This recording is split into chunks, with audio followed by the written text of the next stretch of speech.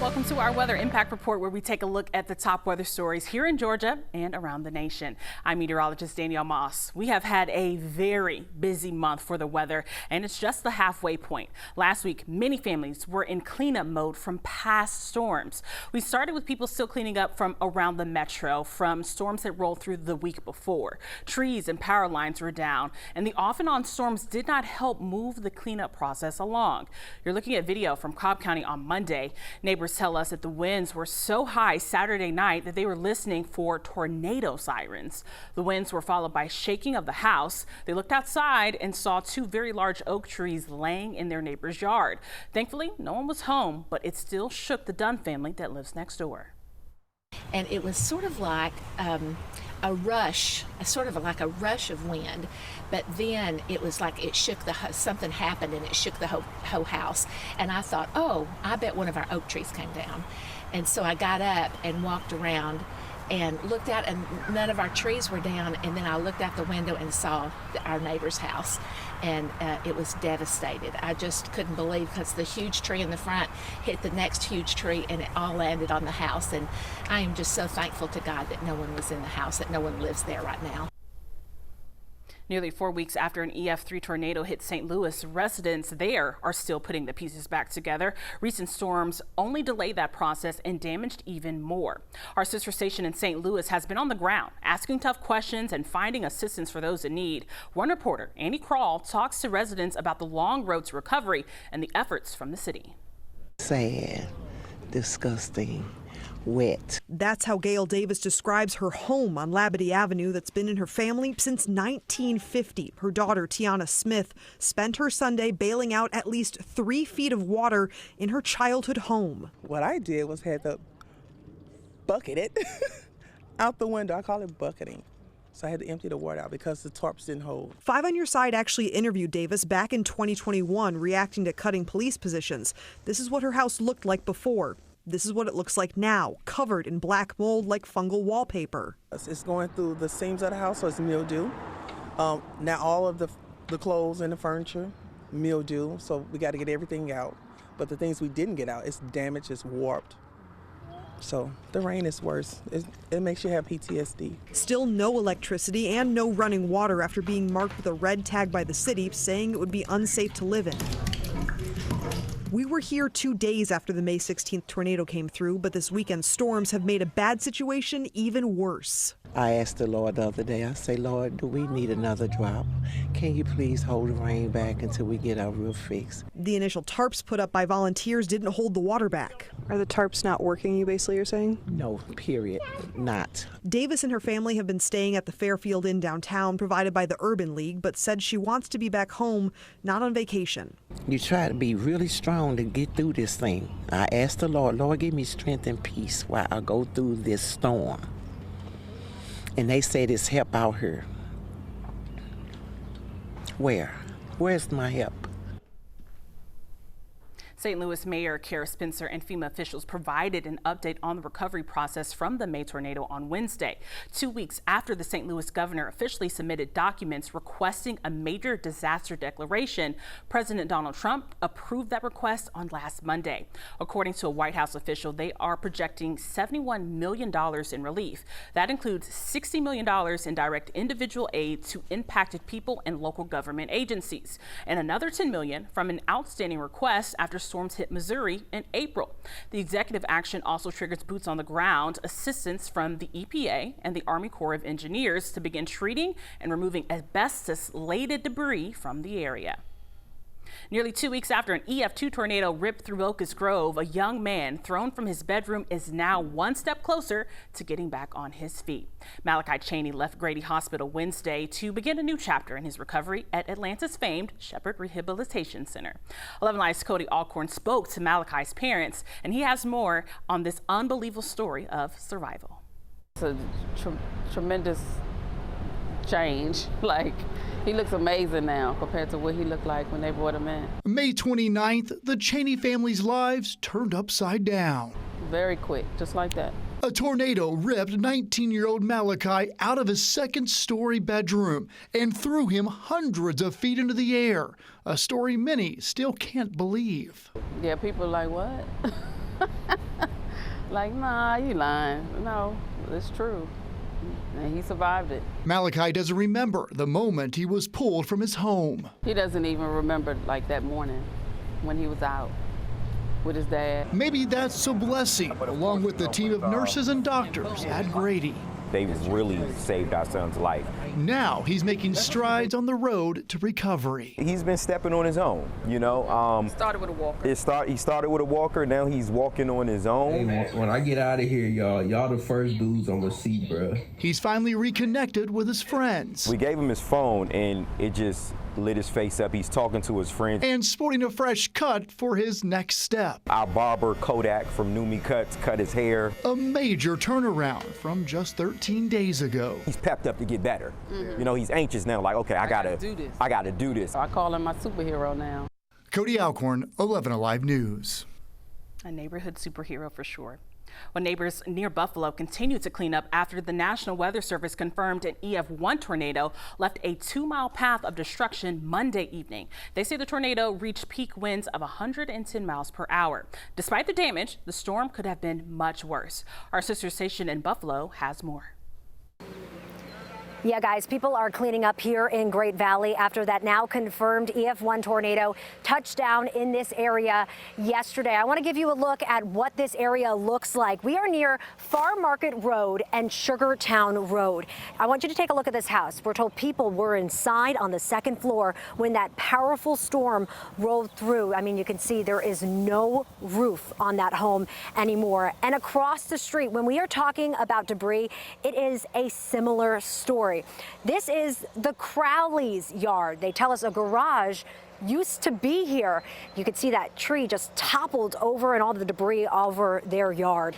It is remarkable to report nobody was hurt when you just see this devastation around here. The Crowley family, like several others, are spending the day cleaning up, cutting down trees, and working to pick up debris. They say it is going to take days to do that. They say they've never seen weather this bad, and they have lived here for around 20 years. We come upstairs once the wind went by, it was still pouring. I looked out, it's like, holy Christ, it went that bad. The scale is impressive. Honestly, the amount of snapped trees over a fairly wide swath, both up a hillside, down a hillside, and beyond, is pretty impressive. That's what struck me initially more than anything. The National Weather Service in Buffalo came down here today to take a look and survey the damage. Their lead meteorologist in Buffalo, Mike Fries, says the damage is consistent with winds over 100 miles per hour. He also tells us the damage extends over half a mile. And back out here, I mean, you can just see how powerful that storm was. Look at those roots just ripped out of the ground. That tree toppled over. We're also learning tonight that power for National Grid customers is restored. On your side in Great Valley, Courtney Courtwright, Channel 2 News. The rare tornado in Buffalo was just the beginning of a deadly week of weather. At least 5 people are dead and 2 more still missing after their vehicles were swept away by floodwaters early Thursday morning in San Antonio, Texas. The scene from the air showed the devastation with vehicles scattered, smashed, and still submerged downstream. Heavy rain from overnight caused flash flooding across the city, rapidly covering roads. The National Weather Service says that over 7 inches of rain fell in parts of San Antonio in just a few hours. From midnight to 8 a.m., the fire department made 65 water rescues across the city. Authorities found over a dozen vehicles swept off the interstate access road and into a swollen creek, where some people had to scramble up trees to escape the fast rising waters. San Antonio Fire Department officials said they safely rescued 10 people, transporting 4 to the hospital. We have a very, very tragic situation here this morning. We have 13 vehicles in the water at various locations. Thus far, we found 4 bodies, 2 male, 2 female. The rest are missing. And some of the folks that we've rescued this morning, that fire has rescued this morning, have left the scene. Cleanup is underway after 2 tornadoes touched down in Wharton County, Texas that same morning. The National Weather Service says the first was an EF1 tornado with winds reaching 100 miles per hour. Several homes were damaged in the storm. The second tornado was also an EF0, and officials say it caused only minor tree damage. Luckily, no injuries were reported in either tornado. We have seen our fair share of wildfires this year. 2 more have threatened thousands of families on the opposite sides of the country. At least 49 homes have been destroyed, and thousands of people are still under evacuation order as this fire continues to burn in Oregon. More than 3,800 acres have burned since the wildfire broke out on Wednesday. Fire officials said it began in the Rowena area before quickly climbing steep terrain and pushing eastward. It is fueled by strong winds and dry vegetation. No known deaths have been reported, according to the sheriff's office. A large wildfire is continuing to burn in Burlington County, New Jersey, with 5,000 acres burned, and it's only 80% contained. The wildfire is dubbed the Mine-Spung Wildfire. Officials said the fire was first reported by a private aircraft flying over the area on Friday morning. Authorities say a campground has been evacuated. The entire state of Delaware is under an air quality alert as of Sunday morning. Well, severe weather was top of mind for many Americans this week as it came to a close. Powerful storms led to at least 4 deaths in the northern part of West Virginia. The storms triggered major flooding. Besides the 4 deaths, at least 4 other people are missing. The governor there urged residents on Sunday to stay away from the affected areas. He declared a state of emergency that will allow for more state resources, including the National Guard, to assist in the county's rescue efforts. Well, 9 months after Hurricane Helene, Chimney Rock in North Carolina is finally set to open at the end of the month. But a little further south in Lake Lure, the recovery process still has a long way to go. Ed Diorio spoke to residents ready to see the area back up and running. This isn't what June in Lake Lure usually looks like. Right now, you'd see people all over the place. People see the beach, we'd be out on the boats, we'd be having a great time. It used to be so beautiful. It was pristine, it was a hidden secret. People just really cherish this place. The lake still has more visible soil than water. It's going to be like that for the foreseeable future. But nearly 9 months ago, things were a lot worse. You could barely get in here. It was really devastating. Dan Freitag came from Florida not long after Helene left its mark. Trees were down. I mean, roads were all torn up. I mean, bridges were taken out. I mean, it looked like a war zone. Now, he's seeing a difference. It's a lot better, but it's still got a lot of room to grow. The town of Lake Lure released its latest recovery numbers this past Friday. 314,000 tons of silt and sediment have been removed. 42,301 cubic yards of debris have been removed from the waterway, and 43,567 cubic yards of debris from the right-of-way. We're amazed that they're cleaning it up this well. Yeah, we're surprised. Brian Lewis has spent nearly 3 decades around the lake. He didn't know what to expect to see on Sunday, his first day back in the area since the storm. You see a lot of things happen, get devastated, nobody's doing anything about it. Here you can see they're doing stuff. Work continuing daily gives Lewis and many others optimism about seeing the lake like it should be again. Yeah, it's so easier pill to swallow, and we'll keep coming back until it's done because we love it that much. And it still gives Freitag hope for what's next. One of my main purpose was to come up here and come back here and help rebuild the community and get some up here and retire up here. Hurricane Helene also left significant damage here in Georgia last year. It hit the state as a deadly Category 2 storm. We saw major flooding from heavy rain and a lot of fallen trees and power lines due to the high winds. A North Carolina family got the surprise of a lifetime. Their home was washed away during Hurricane Helene, but now, months later, it is being rebuilt with the help of a nonprofit, a knife company, and a country music star. Hannah Goetz has the story. When we first introduced you to the Pogals family, we showed you how they had to hike to safety from their Yancey County home, not knowing what was next. Today, a little more than 8 months later, we watch them hike to hope and a surprise with nonprofit We Must Protect. So these are some friends I want you to meet. At the top of the Pogals' new land, purchased with FEMA funds and flood insurance, stood country artist and Buncombe County native Chase Rice and Montana Knife Company CEO Josh Smith, with news the family was not expecting. We raised enough money to build you guys a new house. Well, from the first day we met you all, knew immediately we wanted to build you all a house. Our thing is we can't commit until we have the funding to finish a house. Yeah. we're so grateful with what Chase and Montana Knife Company did, because now we can build you the house that you need. There weren't many words at first. Yeah. I love you. I love you too. But the tears, smiles, and hugs said so much more. And y'all have no idea what it's been like. There's so many different things that came together. I'd say the number one thing coming together was God putting all these people together to make this family finally have a home. These are the folks that are going to build your house. The Pogals family felt like they were slipping through the cracks Hurricane Helene left behind. No help, no hope. For the last 8 months, the family of 6 has been in and out of trailers and campers in 2-bedroom rentals. Now, the first time since the storm, their tears are happy ones, and they finally feel relief. Thank you is not enough. Yeah, unbelievable. It's surreal for sure. I keep repeating, just unreal.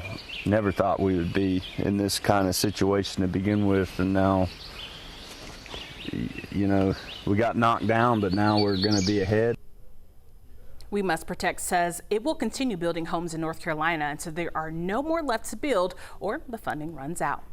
Hurricane forecasters won't have a valuable tool for this hurricane season. Nearly 5 years, the National Oceanic and Atmospheric Administration has been able to send a fleet of drone vessels into severe weather to gather information. These small boats came from Sail Drone, a California-based company, and are able to record harrowing videos during major storms. But NOAA spokesperson said Sail Drone wasn't able to bid on a contract for this season. Another anonymous NOAA source said that was because an agency request for a proposal came in too late and was a matter of timing. FEMA has been critical in responding to devastating disasters from Hurricane Katrina to Maria and Ian. President Donald Trump announced that he is planning to phase out the Federal Emergency Management Agency after this year's hurricane season. On Tuesday, he said he wants to bring FEMA down to the state level and let governors handle it. Trump added that the federal government will start distributing less federal aid for disaster recovery. Plans to eliminate FEMA stunned some federal and state emergency managers. They say most states don't have the budget or personnel to handle catastrophic disasters on their own. Well, it's not going to be so much the states. We're going to give out less money. We're going to give it out directly. It'll be from the president's office. We'll have somebody here. Could be Homeland Security, but we're going to give it out through a method. Well, one thing is clear, Mother Nature isn't slowing down. And from wildfires burning across the West to relentless flooding in Texas, communities are being tested week after week. Storm cleanup continues in hard-hit areas, even as questions loom over the future of FEMA and how disaster response could change. We'll keep tracking it all because in a world where weather makes headlines daily, staying informed isn't just important, it's essential. With your Weather Impact Report, I'm meteorologist Danielle Moss.